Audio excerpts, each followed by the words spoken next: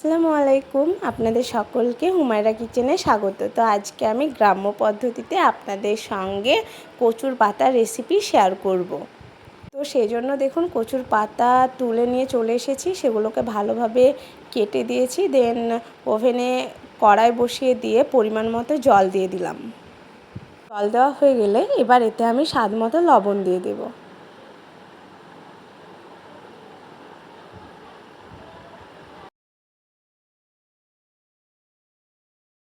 তো লবণ দেওয়া হয়ে গেলে জলটাকে আমি একটু ভালোভাবে ফুটিয়ে নেব। দেখুন জলটা বেশ ভালোই ফুটে উঠেছে। জলটা ভালোভাবে ফুটে উঠলে এতে 1/4 চা চামচ বেকিং সোডা দিয়ে দেব।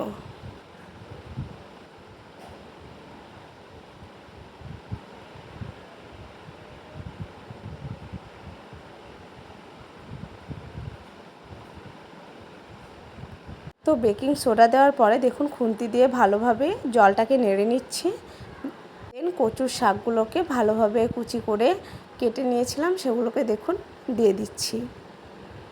লবণ, রসুন এবং কাঁচা লঙ্কার ঝাল এবং ভাতের ফ্যান দিয়ে এরকম করে কচুর শাক রান্না করে একদিন খেয়ে দেখবেন, এক নিমেষেই সত্যি প্লেট খালি হবে। প্রচুর টেস্টি হয়।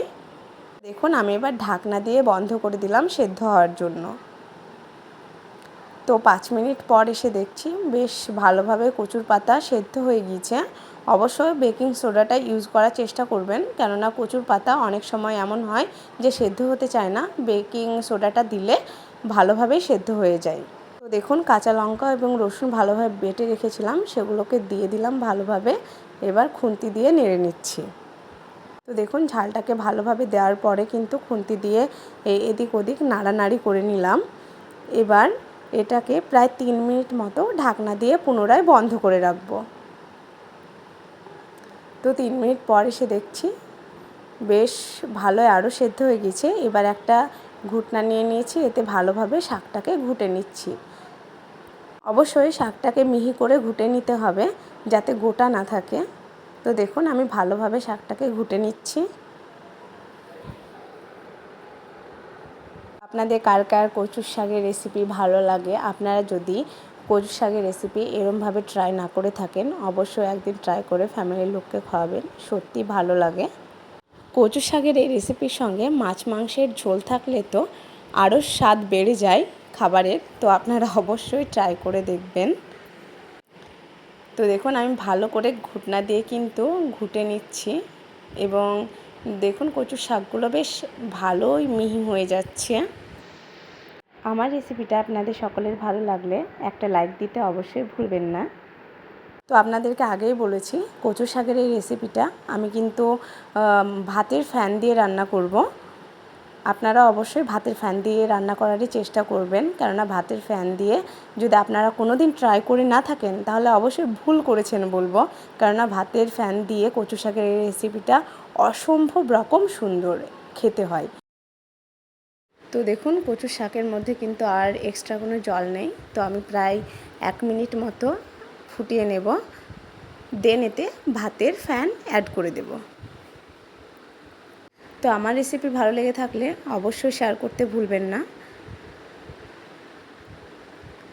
তো দেখতেই পাচ্ছেন এবার ফ্যানটা নিয়ে নিয়েছি, এবার অল্প পরিমাণে দিয়ে দিচ্ছি। ভাতের ফ্যান দেওয়া হয়ে গেলে এবার আমি এদিক ওদিক করে নাড়াচাড়া করে নেব, যাতে ভাতের ফ্যানের সঙ্গে শাকটা ভালোভাবে মিক্সড হয়ে যায়। তো দেখুন আমি ভালোভাবে কিন্তু ঘুটনার দ্বারাই মিক্সড করে নিচ্ছি।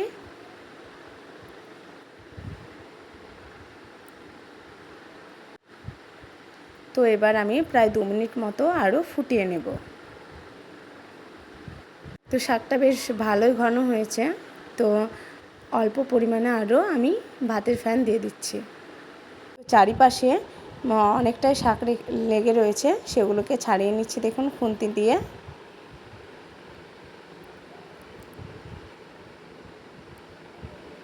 তো এবার লবণ কেমন হয়েছে সেটা একবার দেখে নেব। তো লবণ অনেকটা কমই আছে, তাই দেখুন এবার স্বাদ মতো আরও লবণ দিয়ে দেব।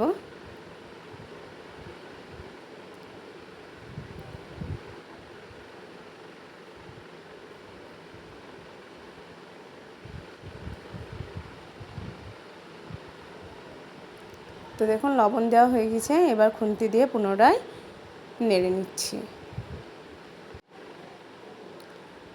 তো এদিক ওদিক নেড়ে নেওয়ার পরে 2 মিনিট মতো আমি ঢাকনা দিয়ে বন্ধ করে আরও ভালো করে ফুটিয়ে নেব।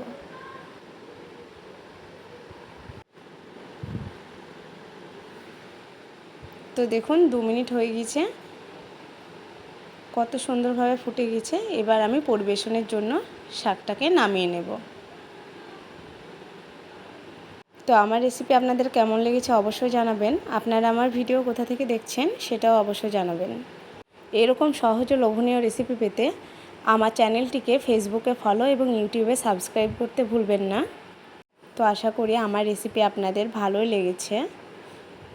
তো দেখুন শাকটা কিন্তু অনেকটাই ঘন হয়েছে। বাড়িতে থাকা মাত্র 3টি উপাদান দিয়ে কিন্তু আপনারা এই শাকের রেসিপিটা তৈরি করে নিতে পারেন। সত্যি অসম্ভব রকম সুন্দর খেতে হয়। তো দেখুন আমি একটা পাত্র নিয়ে নিয়েছি, এবার এতে পরিবেশন করে নেব। তো দেখুন শাকের কালারটাও কত সুন্দর জোস এসেছে। যে সকল ভিউয়ার্স এখনও পর্যন্ত আমার চ্যানেলটিকে সাবস্ক্রাইব করেননি, প্লিজ প্লিজ প্লিজ আমার চ্যানেলটিকে সাবস্ক্রাইব করে দিন।